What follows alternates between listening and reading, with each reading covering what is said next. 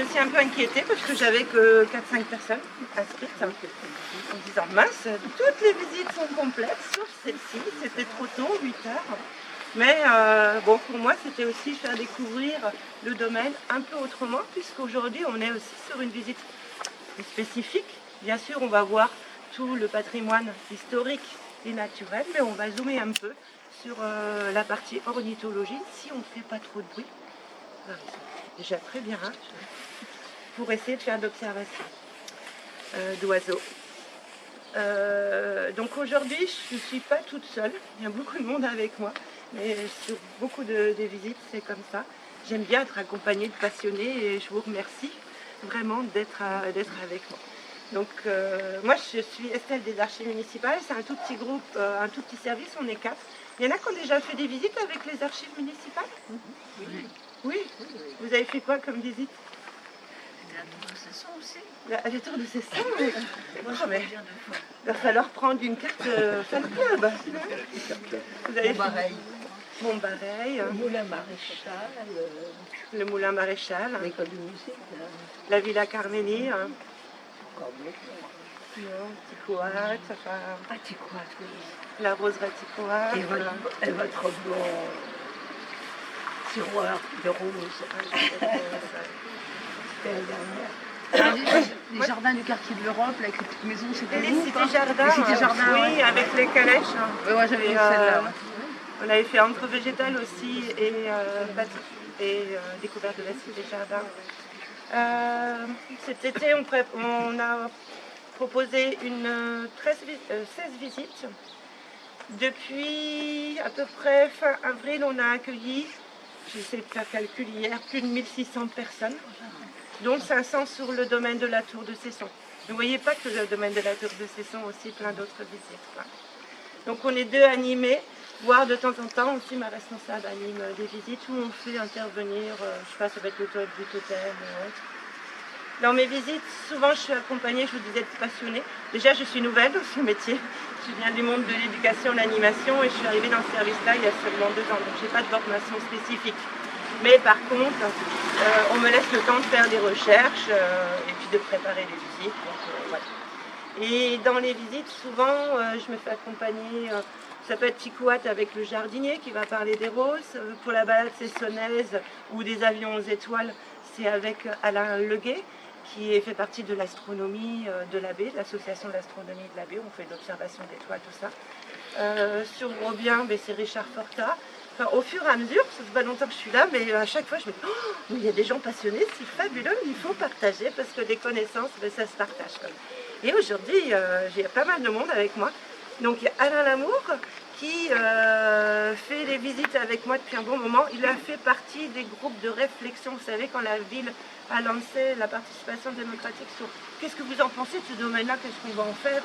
Il y a au-delà du questionnaire, dans le questionnaire déjà, il y a plus de 70 personnes qui ont proposé pour nous aider, si on met en place des actions pour être bénévoles. Ça peut être pour de l'accueil, pour du nettoyage, ils ont fait plein de propositions différentes. Il y a une personne qui a proposé des bains de nature ici. Enfin, il y a plein d'idées. Donc, Alain Lamour.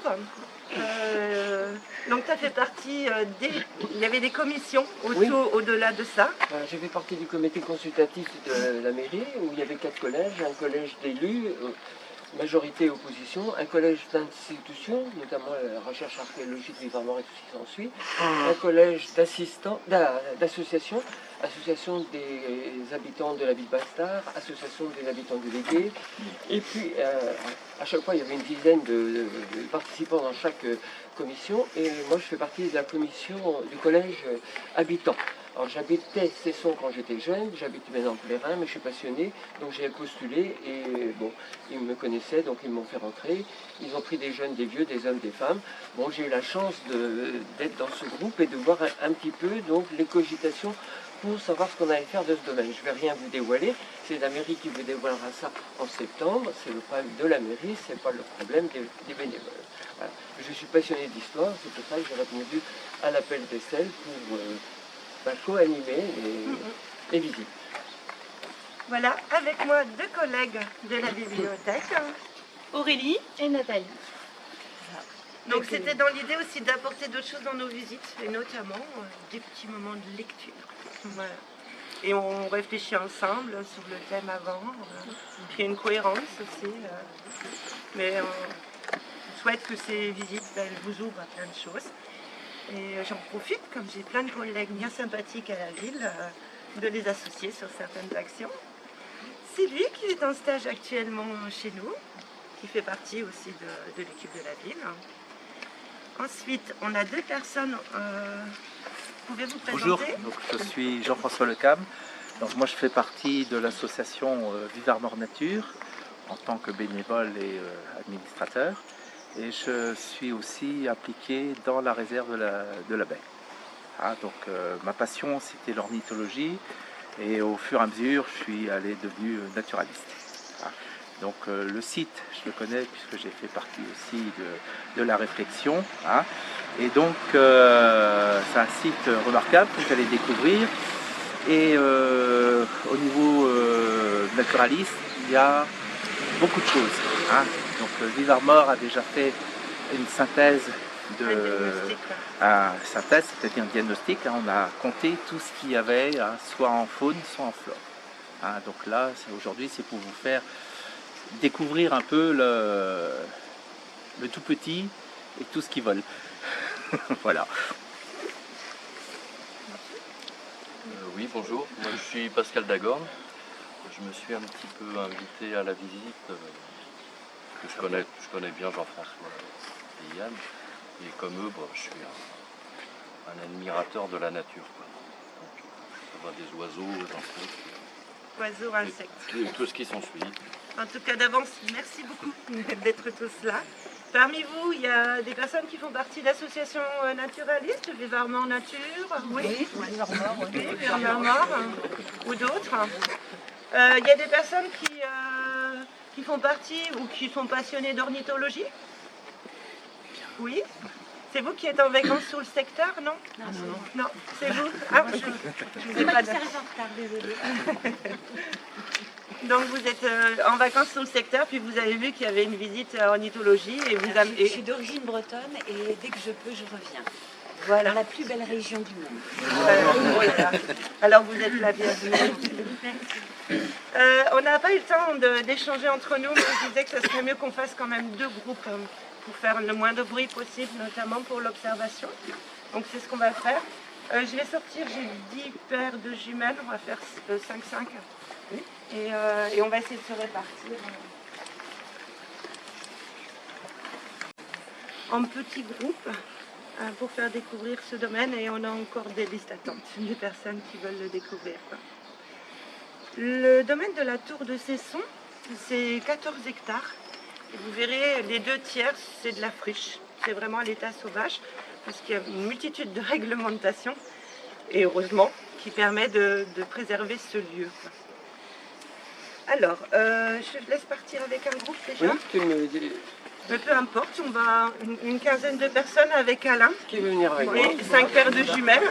Et puis, Alain, dans l'idée, on change après. Avec lui d'abord. Oui, tu veux. Après, tu bifurqueras. Le côté sur. Tu vas bifurquer, ouais. Tu les emmènes vers le fond et tu fais 14. Il y en a qui veulent. Et 16.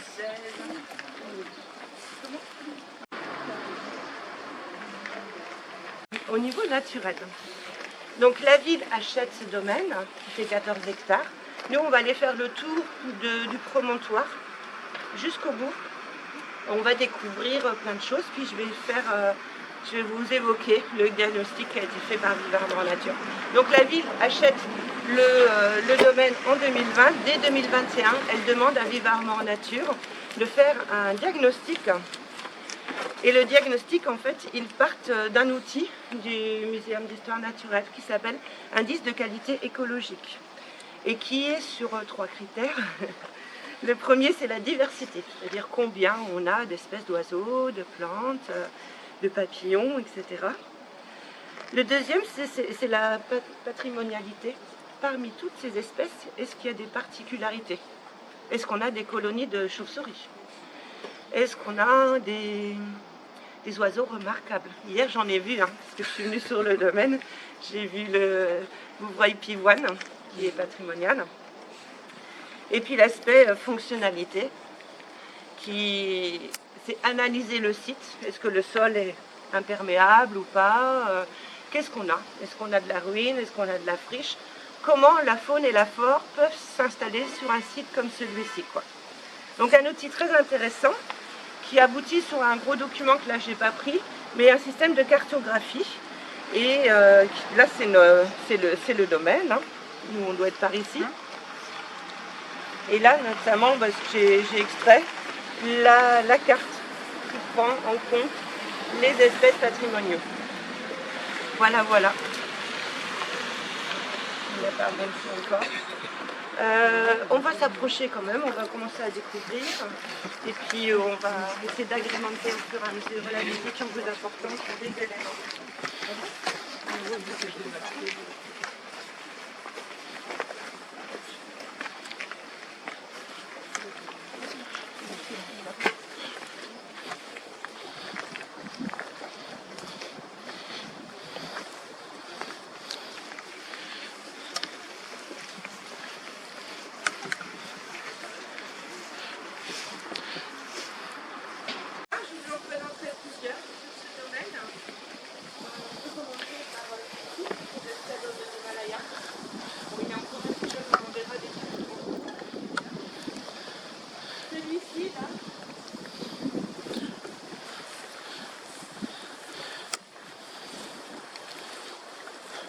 À ma connaissance des plantes indigènes, parce que ici vous verrez qu'il y a beaucoup de plantes qui viennent d'ailleurs. Celui-ci c'est le nerf prin. Alors le nerf prin il était beaucoup utilisé au niveau des peintures tinctoriales et aussi en peinture aquarelliste. Alors, vous aviez des beaux paysages en aquarelle avec un grand champ d'un très très beau vert. C'est le nerf prin, les CCB. Alors quand on les cueille au printemps, elles sont rouges, enfin vertes rouges, elles vont donner une couleur jaune et actuellement elles deviennent noires. Donc là il n'y en a presque plus, elles ont été mangées par les oiseaux, par les chenilles du... L'azuré. Comment? L'azuré du nerf prin, c'est un papillon qui... Il y a l'azuré, en fait la chenille, c'est la chenille qui mange les baies. Qui mange pas. Ouais.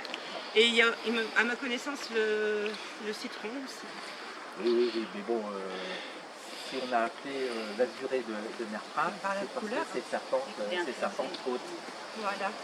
Et l'azuré, il est un peu bleu vert. Peut-être que c'est en lien aussi comme elle est tinctoriale. Voilà. Et donc actuellement, ce sont des petites baies noires qui donnent une très jolie couleur verte. J'ai fait un atelier encre végétale donc au printemps où j'ai fait plein de cueillettes différentes et j'ai appris aux personnes à transformer pour faire de l'encre végétale. Ensuite, on a visité la cité jardin et ils ont peint les petites maisons de la cité jardin, vous savez, avec les faux colombages très colorés, quoi. C'était une super journée avec vraiment un chouette groupe. On continue? Alors, on va retrouver beaucoup ces grands arbres-là. Il y en a plein. C'est des pins de Corse, avec cette écorce un peu claire là. Là vous allez voir, il y en a plein dans le domaine. C'est des pins Laricio, je pense. Je ne sais pas. Mais ils se sont bien acclimatés ici et c'est ceux qu'on en trouve pas mal sur le domaine. Une ancienne allée aussi de cyprès, là, qu'on va prendre. Excusez-moi. Qu'est-ce que c'est que cette Ça, installation? c'est un piège pour piéger donc, les frelons asiatiques. D'accord. C'est plus ou moins un piège sélectif. Donc, finalement, le frelon asiatique, ça fait quelques années qu'il est apparu en France et il a une prolifération gigantesque. Il est sur tous les départements. Et donc, il s'attaque beaucoup aux abeilles. Il a une technique de chasse remarquable et il peut décimer rapidement un essaim d'abeilles assez vite. Donc, il existe plusieurs sortes de piégeage. Alors, on s'est aperçu que finalement, au départ, les gens utilisaient un peu n'importe quoi, et donc les orifices pour piéger étaient trop gros, donc on piégeait aussi d'autres insectes, hein, même des papillons, c'était ça. Alors ça évolue toujours, hein. Hier, ça devait être hier encore dans la presse, il y avait un article, quelqu'un qui avait encore trouvé un nouveau système pour piéger. Bon, hein, mais bon, ça c'est... Il s'est installé. Maintenant, il faudra vivre avec, hein, mais bon, c'est comme beaucoup, hein, même sur ce site-là, on va trouver aussi des plantes invasives. Hein. Donc, on en parlera un peu plus tard, tout ça. Donc, bon, voilà. Alors, normalement, le piégeage se fait au printemps. Hein, au printemps, hein, c'est-à-dire il faut avoir des températures à peu près de 13 degrés pour que les femelles, hein, les fondatrices, sortent de leur cavité où elles ont passé l'hiver. Hein, et elles vont faire des nids primaires. Donc des nids primaires, hein, c'est des petites boules, hein, qui font tout ça, mais bon, et tout de suite il va grandir et on peut avoir je pense qu'on va même voir des nids frelons asiatiques, je crois qu'il y en avait un de la encore. chenille concessionnaire ici. Ouais, mais je crois qu'il y avait aussi un nid de frelons asiatique dans le fond. Hein, et donc, voilà, c'est un fléau. Bon, il faut pas les déranger. Hein. Hein, c'est-à-dire que si vous en avez, puisque maintenant on s'est aperçu aussi qu'ils se mettaient aussi dans des haies à la hauteur d'une taille humaine, hein, ils se mettent dedans, donc il ne faut pas les déranger, il faut les laisser, faut avertir les services de la ville. La difficulté, hein. c'est pour trouver le niveau. Ouais, mais bon, quand on voit beaucoup de frelons asiatiques qui tournent toujours sur le même arbuste et tout ça, bon. Moi, chez moi, c'est parce que j'ai des nectarines comme ça. En 3 jours, ils ont détruit l'équivalent de 3-4 cagettes. C'est dommage. Là, derrière, il y a un eucalyptus. Ah oui. On continue? Oui.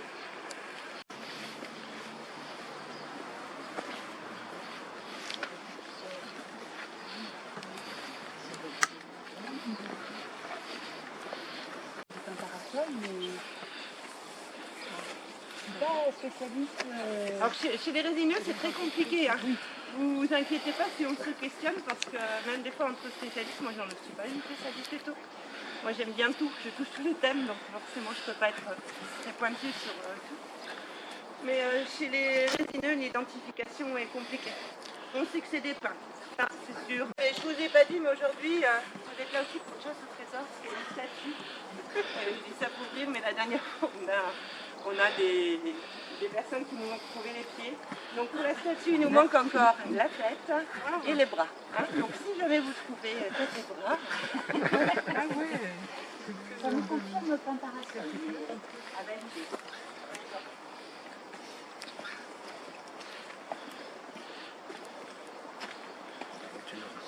La tête elle est couchée. Ah ouais, parce qu'il n'y avait pas les mains. De notre cheville.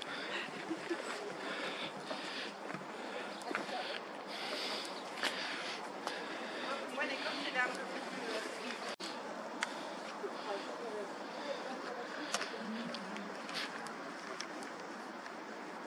C'était complètement fermé au niveau végétation. Donc je passais avec des groupes et je ne voyais pas du tout ça. Ah oui? On est en dessous de la tour à la côte avec le pop. Et un jour, je passe la tour à la côte, il y a une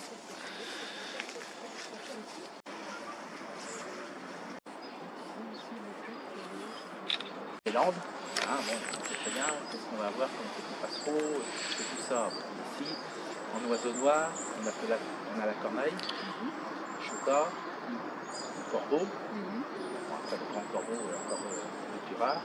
Hein, et donc, ici en règle générale, c'est corneille ou chouka. Le chouka, on va trouver beaucoup plus quand même dans les bourgs. Et dans des milieux un peu comme ça où on a quand même encore des endroits, des pierres où il peut se reproduire. Et voilà. C'est d'autres pistes, hein, c'est des pêchettes, tout ça, mais bon, les plus communs, c'est d'où l'utilité de garder des vieux arbres. Il ne faut pas dire, oh, bon, point de vue pour sécuriser, c'est sûr que quelquefois on est obligé d'abattre certains arbres, mais de laisser des arbres morts, il y a une vie il y a une vie dedans, soit pour les insectes ou pour ces oiseaux-là qui vont faire des loges, hein, qui vont creuser. Hein. Par exemple, un piquet pêche, quand il va creuser, il va descendre jusqu'à 50 cm. Il va faire son trou va descendre jusqu'à 50 cm quand même. Il fait un hauteur carrément. Presque, ouais. Voilà. Est-ce que vous savez comment ils tiennent comme ça les verticales? Parce que c'est... Je ne sais pas si vous avez eu l'occasion de voir des pics. Je ne les ai pas vus ceux-ci, mais j'en ai déjà observé ailleurs. Et quand ils se déplacent sur l'arbre, c'est impressionnant, quoi.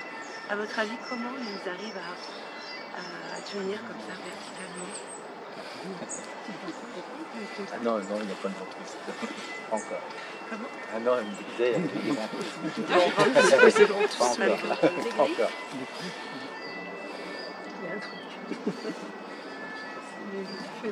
Ouais, regardez là. Hein, la queue, ça aide aussi beaucoup. En fait, c'est beaucoup par la queue qui La permet queue, c'est de bien se maintenir. de se tenir. Hein, ça lui fait... Un peu comme quand on est en rappel. c'est pas un tabouret. En escalade. Ouais. Voilà. Et le pic, les pics, ils ont quand même, c'est-à-dire qu'ils ont, quand ils vont creuser, vous pouvez entendre hein, quelquefois les pics qui sont en train de marteler un arbre, là, hein, très rapide, hein, tout ça. Oui. Et donc ils ont, ça serait vous qui essayerez de faire ça, tout ça, vous allez avoir un problème au cerveau. Et eux, ils ont quand même leur langue qui va protéger le cerveau, c'est-à-dire que leur langue est enroulée pour protéger un peu, pour faire amortisseur au niveau du cerveau. Alors, ils ont quand même vu lors des autopsies qu'ils ont des traumatismes crâniens, malgré tout, à force, Ouais. mais pas qui les empêchent de faire leur vie. Bah ouais, bah oui. Il y a quand même des fractures à un moment donné. Ouais. Ils sont une marteau-piqueur. C'est des orites à longue queue là que j'ai vu. C'est possible qu'on entend alors l'orite à longue queue. Alors autrefois on appelait ça la mésange à longue queue. Ah, maintenant ça a changé de nom. Hein, ça a mis longtemps hein, avant de changer. Et c'est sûr que cette mésange qu'on appelait mésange, elle n'est pas cavernicole. Donc c'est-à-dire que la mésange à longue queue, elle fait son nid. Elle construit un nid. Tandis que tous les autres mésanges, elles vont aller dans une cavité, par exemple, style la loge d'un pic peut être utilisée après par d'autres oiseaux.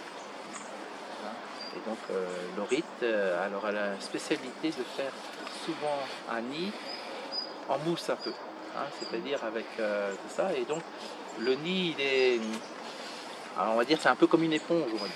Hein, et donc quand les petits vont naître, le nid, il s'agrandit tout seul. Et donc ils vont faire ça ici, surtout dans des ajoncs. Hein, donc il est vachement bien protégé. Là, voilà. Écoutez. Là, on a le pic. Là, on entend le pic.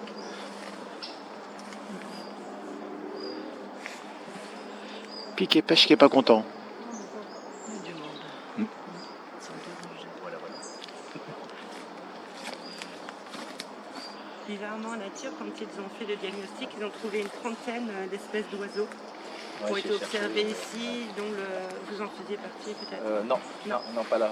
Donc le faucon crespin qui est en haut de la tour, tout à gauche, vous voyez où il y a le petit arbrisseau là, il est dans ce secteur-là. Ce sont deux. La linotte mélodieuse, le bourgeois pivoine que j'ai vu un peu plus loin, peut-être qu'on va le voir. Voilà. Très discrète. Est-ce que vous avez envoyé les invitations? Des fois, vous rigolez, la dernière fois j'avais une visite et puis les faucons étaient en train de tourner et je regarde l'heure, je dis ah ben voilà c'était prévu, je leur avais demandé une parade à telle heure, ils sont là. J'ai eu des surprises comme ça sur des visites incroyables. Je fais une fois une visite sur les avions aux étoiles et puis j'avais commencé la visite, puis pareil il y a un avion qui passe quoi. Puis je dis au public, oh ben voilà c'est l'heure aussi, j'avais demandé pour le début de ma visite sur les avions de passer au-dessus. Des fois, c'est des petites Tiens, Écoutez, là, on a entendu. tiens Jean-François, monte ton livre, tiens si tu veux.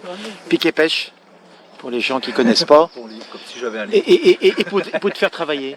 Il y en a, on est s'appelle montrer Saint-Éloi, il y en la a, photo. De quoi? les piques et pêches. Ah oui, et- bon, des piques et puis pêches, vers- hein, on c'est les pas... voit, hein, ouais, Ah, il y en ils a, viennent. hein. Ouais. Même si beaucoup d'oiseaux disparaissent, on a quand même ici en Côte d'Armor, on a recensé, bon, c'est vrai que nous on a la chance en Côte d'Armor d'avoir les oiseaux maritimes et les oiseaux terrestres. Hein. Donc on a à peu près 350 espèces d'oiseaux ici en Côte d'Armor. C'est déjà pas mal. Et on arrive toujours à avoir quelquefois des oiseaux qu'on n'a jamais vus qui viennent par ici. C'est passé le mois dernier. Alors, c'est-à-dire, finis ta phrase. Alors, on a un canard qui est arrivé ici, de l'autre côté, sur Ilion, à l'observatoire en plus. Il y a un observateur ornithologique là-bas, tout ça, et on a eu un canard qui s'est posé là, pendant un mois et demi. Hein. Ça s'appelle l'eider à tête grise. Il n'a été vu en France que 10 fois. On a eu la chance de l'avoir jusqu'à la semaine dernière. Et il est parti, là? Oui, il est reparti. Ah, d'accord. Ah, il est parti à... Hein?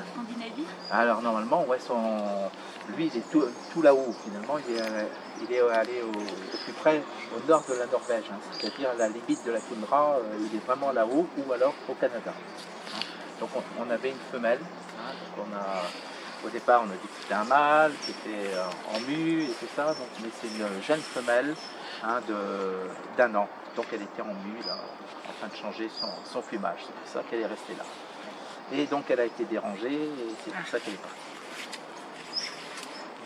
D'où la nécessité d'avoir dans cette réserve, parce que finalement on est à la limite ici de la réserve. Hein. La réserve démarre juste au niveau de la place du Valais. Hein. Et donc il faut essayer de protéger un maximum. Hein. Donc là l'eider, il était très bien, il ne pouvait pas voler puisqu'il était en train de changer ses plumes. Hein, donc tout ça. Et il y a eu quand même des gens qui ont voulu aller pêcher à un endroit et ça l'a dérangé. Alors, pique et pêche. Ouais. Enfin, non, il y a Estelle qui l'a montré aussi en photo. Enfin, bah, c'est peut-être... Ouais. Tu l'as montré tout à l'heure en photo, c'est vrai. Mais j'ai pu penser. Bon. Voilà, donc le pique et pêche et pivert, voilà. Là, on les a tous à peu près tous. Hein, vous voyez, donc finalement, hein, quand on regarde les différents pics, hein, on a quand même toujours des nuances, hein, ou des petits critères qui vont nous permettre de dire tiens, ça c'est un pique et pêche, ça c'est un pique et pêchette, ça c'est un pique bar. Hein, c'est toujours, il y a toujours une petite nuance qui change au niveau du plumage ou au niveau de la coloration. Voilà, on continue.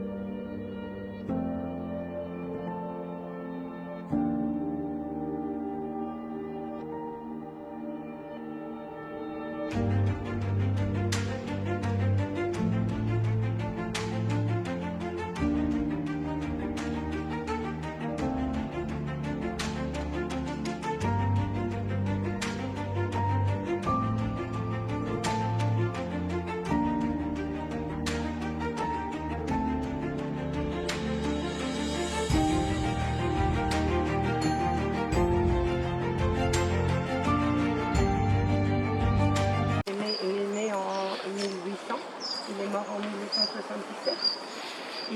Guévizan, il est connu parce que, notamment, il a demandé une tarification unique pour le timbre. C'est-à-dire qu'avant, on payait différemment suivant où on envoyait une lettre. Si on l'envoyait dans le village d'à côté, ça allait. Si c'était au bout de la France, ça pouvait coûter le salaire d'un ouvrier, d'un mois. Et ça a été adopté. Alors souvent on dit que les besoins c'est le timbre, mais en fait non, c'est la tarification unique pour le timbre. Et c'était quelqu'un de l'extrême gauche, très engagé, qui aidait aussi les plus démunis.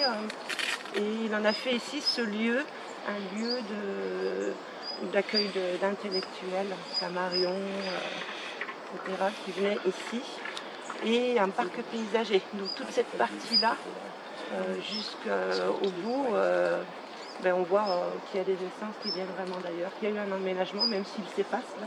On voit un petit peu quelques fabriques qui restent. Mais, ce manoir, après il y a eu d'autres, mais il va vous l'expliquer, Alain Lamour. Mais ce manoir a été effectivement incendié en 2018, donc c'était il n'y a pas longtemps. Parce qu'il c'est un domaine qui a été abandonné par ses propriétaires. Hein. Ils voulaient vendre, mais il y avait un héritier qui ne voulait pas vendre. Ça a traîné pendant plusieurs décennies, jusqu'à ce problème-là. Et voilà, donc la ville est devenue propriétaire en 2020 de ce domaine. Parce que derrière, on a bien sûr la tour historique, la tour de Cesson, qui date du XIVe siècle. Voilà. Allez, on continue. De regarder la photo, prendre un livre et de voir, tiens, ouais, c'est ça, ça peut être ça, et puis voilà, c'est comme ça qu'on arrive à savoir. T'as pas le même livre que ça, toi? Vous connaissez celui-ci, non? L'IF. Ouais. Alors l'IF, on l'appelle aussi l'arbre de l'immortalité et de la mort.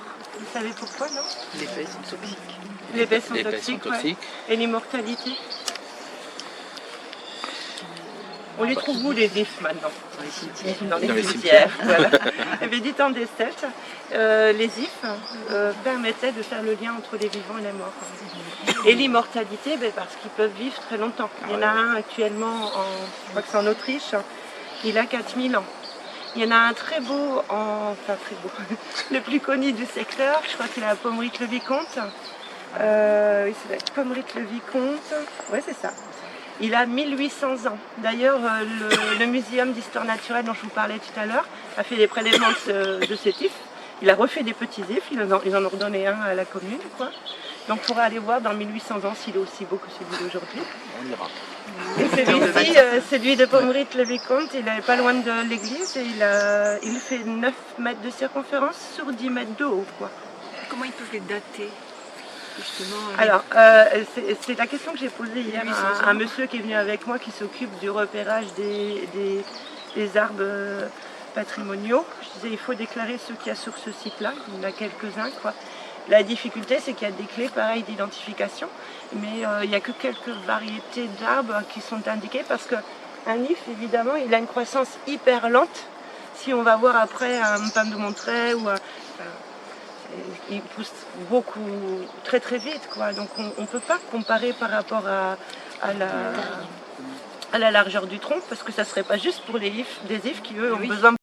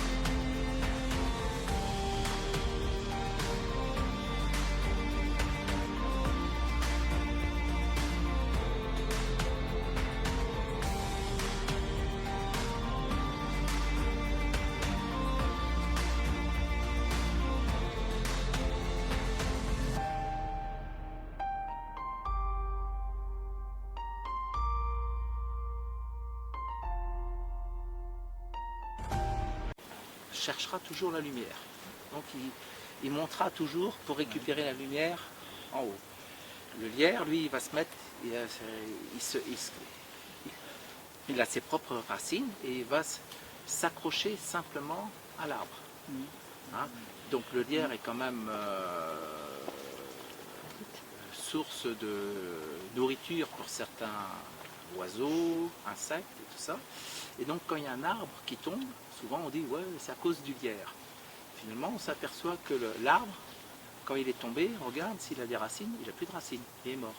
Et il est mort, il est tombé parce que il n'avait plus de racines. Hein. Donc, le lierre peut rester... après, il y aura plus de prise au vent avec du lierre. Hein, mais on peut couper quelques branches et tout ça. Et c'est vrai que le lierre, hein, ça a des superbes racines, tout ça. Et on peut travailler, on travaille le lierre. Hein, on peut faire des sculptures avec. Et ça peut être sympa. Vivement Nature, ils ont répertorié 189 espèces végétales, principalement assez communes dans la région. Cependant, 1/5 des espèces viennent d'autres pays, car ce site a été aussi un parc paysager, je vous en ai parlé tout à l'heure devant. On peut en montrer si tu veux bien.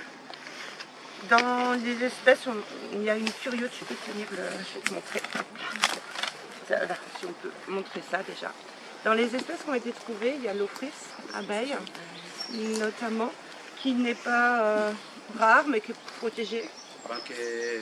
Ouais, il n'y en a pas énormément, hein, finalement. Il y a certains sites où on va en trouver. Hein, par exemple, dans les dunes de Bon-Abri, on trouve. Hein, ça, c'est autre chose, hein, les dunes. Hein, mais bon, elle est très jolie. Hein. Alors elle a la particularité, c'est parce qu'elle ressemble à une abeille, pour tromper l'abeille mâle, car elle a une labelle qui ressemble à un abdomen, le ventre de l'abeille. Elle l'attire pour être pollinisée, elle imite l'odeur de l'abeille, hein, et si elle n'est pas fécondée, elle s'auto-féconde. C'est merveilleux quand même. Hein. Miracle de la nature. Oh là là là là là. Alors, donc, Voilà, elle est protégée en Bretagne. Il y a plusieurs couleurs aussi. Hein, vous avez même des blanches. Alors dans les espèces patrimoniales, le bouvreuil pivoine. C'est du lierre. Ce qu'on trouve sur ce site, l'écureuil roux, le lièvre d'Europe, le lucan cerf-volant. Tout ça, ce sont vraiment des espèces protégées. Et puis, hop là, je vous ai mis une photo du faucon crestral. Oui, mais il a loupé le rendez-vous. Oh. Peut-être qu'il va revenir après, mais voilà. Ensuite, ils ont répertorié une douzaine d'espèces de papillons, mais j'en ai vu d'autres depuis. Mais, voilà. Sur le département, en papillons de jour, on en a 60 espèces. Et on voit beaucoup de morosphax en ce moment, le long du mur, là, après les 130, les plantes. Voilà, voilà. Le morosphax, c'est un papillon de nuit qui vole le jour. Ah bah oui, mais ça, c'est compliqué, ça serait trop simple. Et la ville aussi, au départ, pour la gestion de ce site-là, a mis en place de l'éco-pâturage. Et donc la ville a une trentaine de boucs défaussés, dont 10 qui œuvrent sur ce domaine. Alors au début, ils étaient ici, devant le manoir, etc. Mais on a du mal à dire aux boucs, bon ben là tu manges le frêne, mais le faux acacia, non tu manges pas le frêne, mais le faux acacia tu peux le manger. On a essayé mais ça n'a pas marché. Donc ils sont en dessous du domaine, dans une partie un peu plus prairie. Et à la ville on a une bergère qui gère ces boucs défaussés, qui sont des mâles, qui étaient voués certainement à être tués pour la viande. Ah ça je vous en parlerai après. Oui.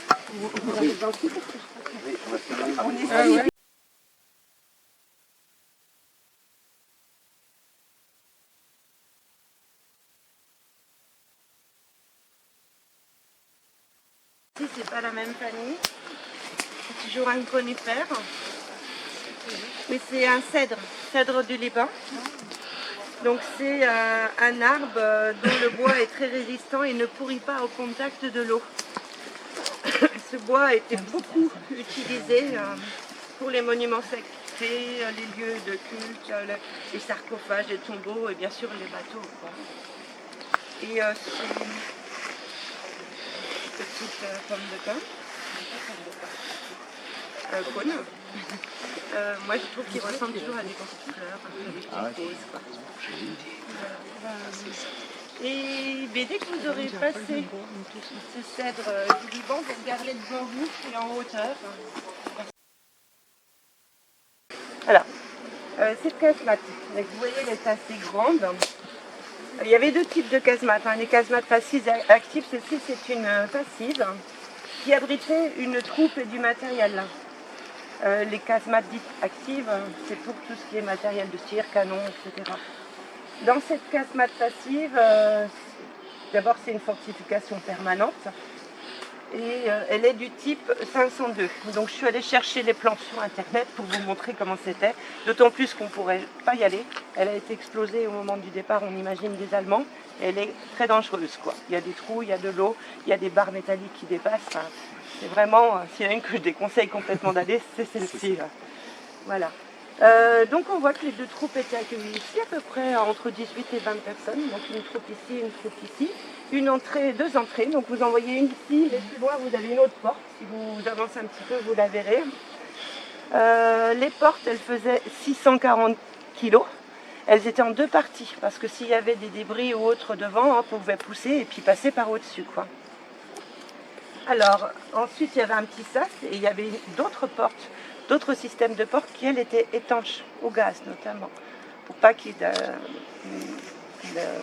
d'attaque au gaz toxique, que c'était aussi protégé comme ça.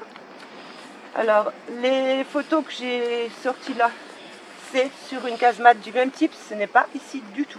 Ici, c'est complètement détruit à l'intérieur, il y a plein de béton. Mais c'est pour que vous puissiez voir comment c'était, quoi. Donc là, on voit la porte en deux parties. Mettez-vous par là si vous voulez voir. Un système de vannettes pour les couchages, comme on est sous-marin, tout ça. Donc, un système de communication entre chaque casemate. Je vous ai dit tout à l'heure qu'on en avait à peu près une douzaine ici. De chauffage, mais aussi pour faire le repas.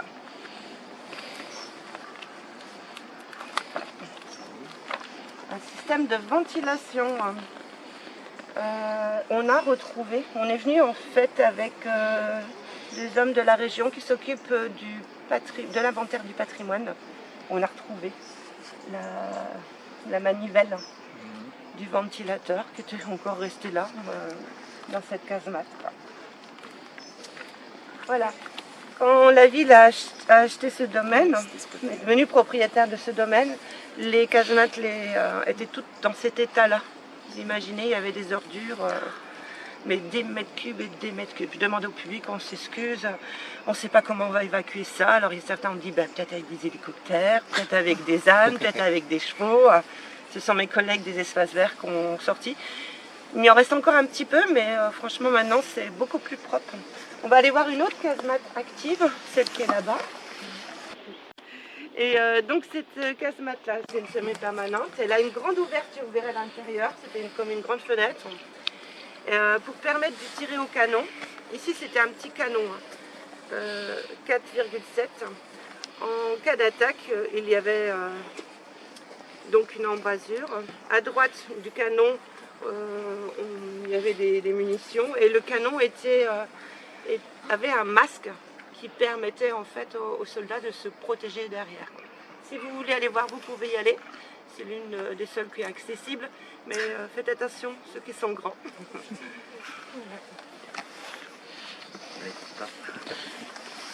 Tu as été toi? Oui. Hein? Tu as déjà été? Non, je n'ai pas été dedans. Non, parce que la dernière fois, il y avait encore un secteur. Ah d'accord.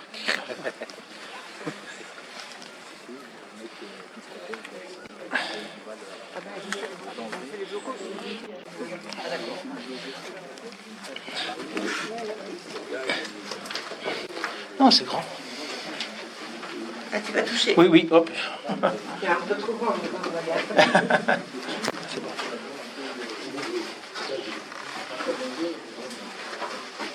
Quand on prend le plan, tu peux vous montrer le premier. Tout ce qui est gris, c'est le béton. On avait des murs qui faisaient 2 mètres d'épaisseur en hauteur, comme sur les côtés, partout. 640 mètres cubes. C'est à peu près une centaine de camions. Bon, ça n'arrivait pas par camion, hein, ça arrivait par petits wagonnets, avec un système de rails. Mais, et combien, à votre avis, de ferraille? Parce qu'il fallait couler le béton armé. 45 tonnes. Seulement pour la casemate qu'on vient de voir avant, quoi. À l'extérieur, parce que là c'est peut-être un peu trop sombre, je vais vous montrer des photos de construction.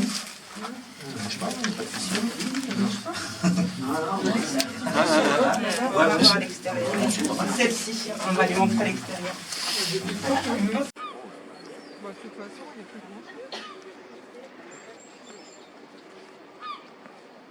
Elle est là, elle est en dessous.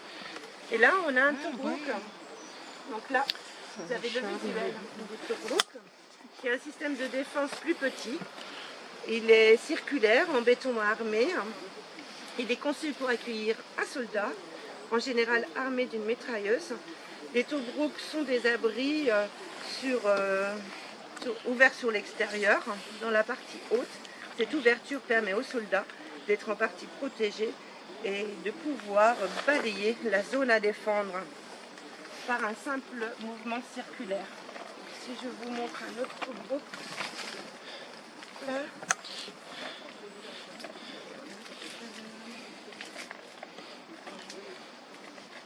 Voilà. Donc le soldat se protégeait aussi par un système. Alors ce Tobruk-là, c'était seulement pour protéger la casemate passive, la casemate des troupes. Donc il n'était pas orienté par là, il était orienté par là. Parce qu'on a d'autres casemates qui défendaient côté port, côté plage. On va les voir d'ailleurs.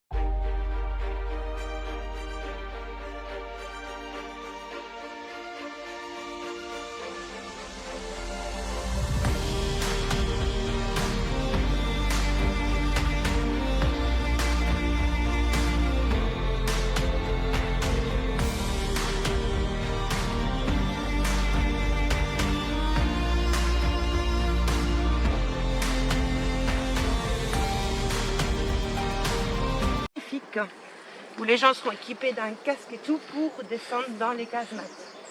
Mais ça c'est sous réserve que j'arrive à voir avec les espaces verts avant pour mettre des pieux, des cordes pour faciliter quand même l'accès. Celle qui est en dessous de nous, elle est intéressante. Je vais vous montrer des photos de celle-ci. Voilà. Et là un grand rail qui permettait d'accueillir un canon qui pouvait tirer à 3000 mètres.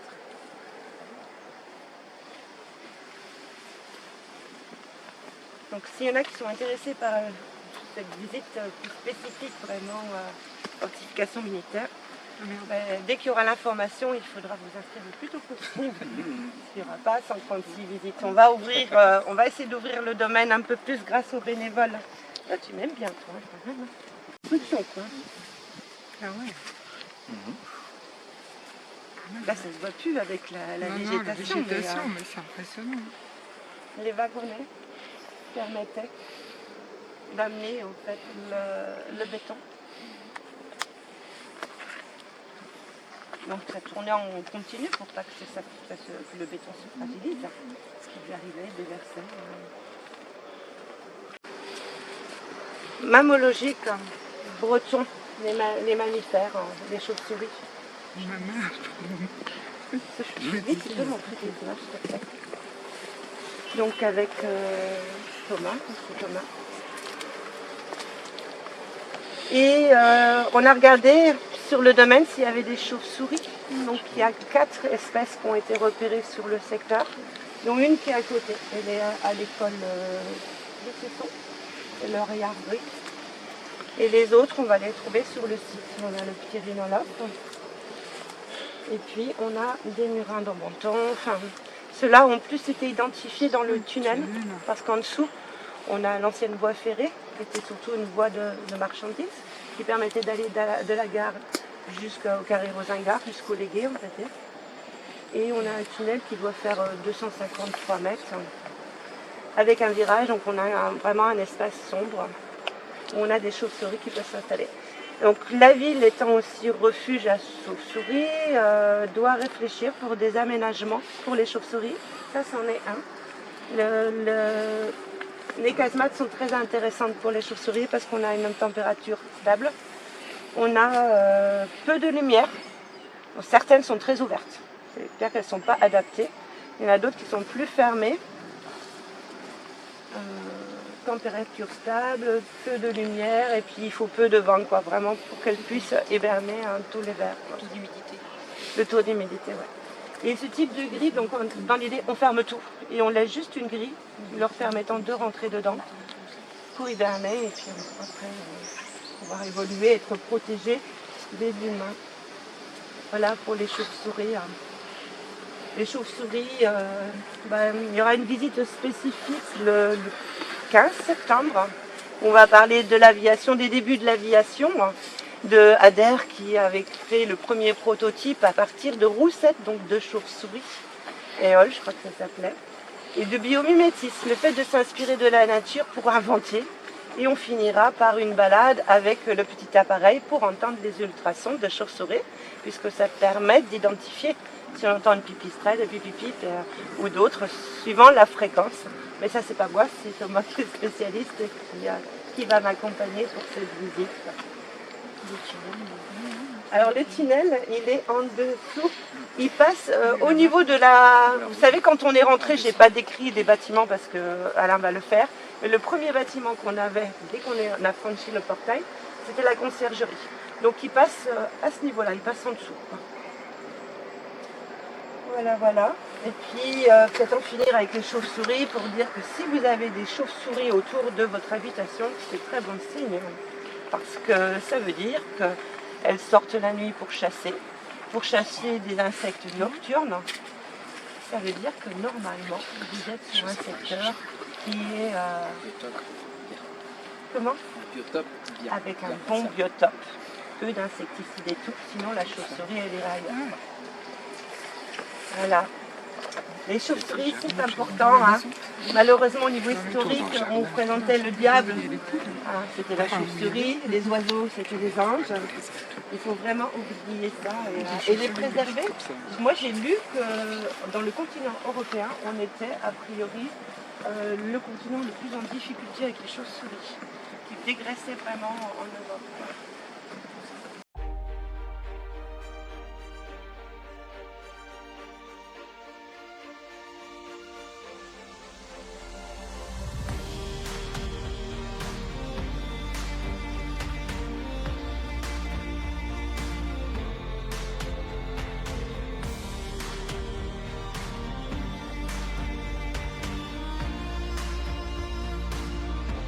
On voit, hein, la queue elle est posée complètement, donc il est comme ça en fait, il est en rappel. Alors souvent vous allez entendre aussi quand on pêche, au début du printemps, on va tambouriner sur des branches mortes.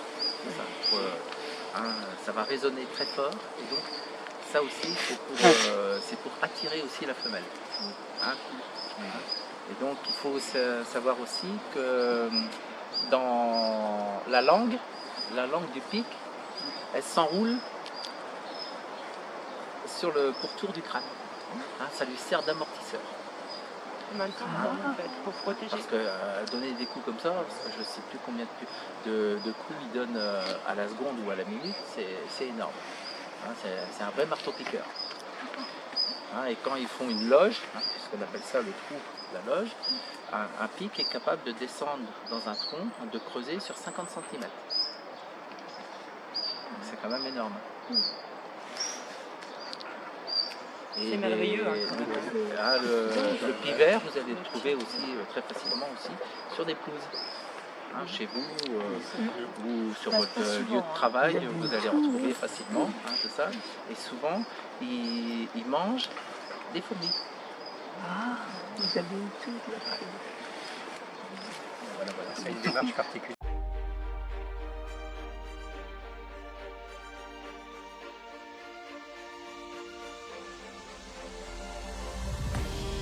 chauve-souris, juste avant que tu commences, on fait le 15 septembre, je fais une visite qui s'appelle de l'aviation, biomimétisme et chauve-souris. C'est parce que dans les débuts de l'aviation, notamment Adair, qui a inventé le mot avion. Alors, un deuxième jalon poétique dans cette visite. Voici la chanson de Thomas Purcell qui s'appelle La chauve-souris.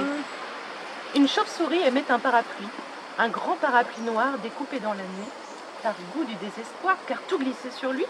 Une chauve-souris émet un parapluie. Elle marchait au radar, le sommeil l'avait fui. Elle voulait se mettre à boire, se jeter au fond d'un puits. Une chauve-souris émet un parapluie, un grand parapluie noir découpé dans la nuit. Sans jamais s'émouvoir pour cette chauve-souris, le grand parapluie noir sortait de son étui. Il prenait sous son aile soin d'une belle de nuit qui, boulevard Saint-Marcel, le nourrissait de pluie. Puis, le grand accessoire se mit à voyager dans son bel habit noir, son habit noir de jet. Après les palabres, pour faire un peu d'osier, un avaleur de sabre le mit dans son gosier. À un acrobate, servi de balancier. Un vendeur de cravates le prit comme associé. Puis il se déplia sur une permanente, puis il se déplia car il pleuvait sur Nantes. Une chauve-souris, demoiselle de la nuit, une chauve-souris, aimait un parapluie. Elle vint chercher l'oubli au fond d'un vieux manoir où elle mourait d'ennui, pendant que le parapluie menait au Père-Lachaise une vie de bâton-chaise. Un jour de mauvais temps, un brusque coup de vent lui mit les pieds devant.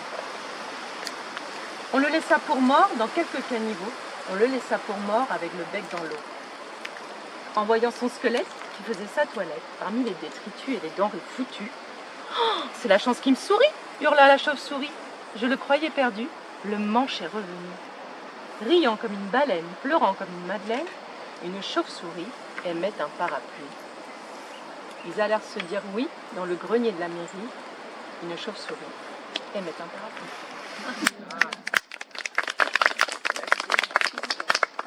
C'est pas long. On dit parfois être aveugle comme une chauve-souris. En fait, les chauves-souris peuvent voir. Beaucoup d'entre elles utilisent même le son pour voir dans le noir. Cela s'appelle l'écholocation. Comme les baleines et les dauphins, les chauves-souris utilisent l'écholocation pour trouver leur nourriture. Les chauves-souris utilisent le son pour s'orienter. Elles émettent de petits bruits en volant. Ces bruits se propagent par ondes dans l'air et ces ondes rebondissent sur les objets. Lorsque le son rebondit, le petit bruit est reproduit. C'est ce qu'on appelle un écho. Les chauves-souris captent les échos pour savoir où se trouvent les choses dans le noir. Quand le petit bruit de la chauve-souris rebondit sur un insecte et que la chauve-souris entend l'écho, elle sait où est l'insecte, quelle forme il a et dans quelle direction il vole. Voilà. Merci. Et est-ce que vous savez, en fait, les chauves-souris, ça fait partie d'une grande famille qui s'appelle les Chiroptères. Est-ce que vous savez ce que ça signifie? Chiroptères. Stère, c'est l'aile. Et chiro, en fait, c'est les mains. Parce que si vous regardez, je peux remontrer une photo. Si vous regardez une chauve-souris, on a l'impression d'avoir une tête et des grands doigts qui sont dans son aile. Alors c'est pour ça qu'on les appelle les chiroptères et les mains. Vous avez fait tout le tour, je pense, du site. D'accord. On fait une toute petite balade comme ça et puis on va retourner vers l'entrée, je pense, après.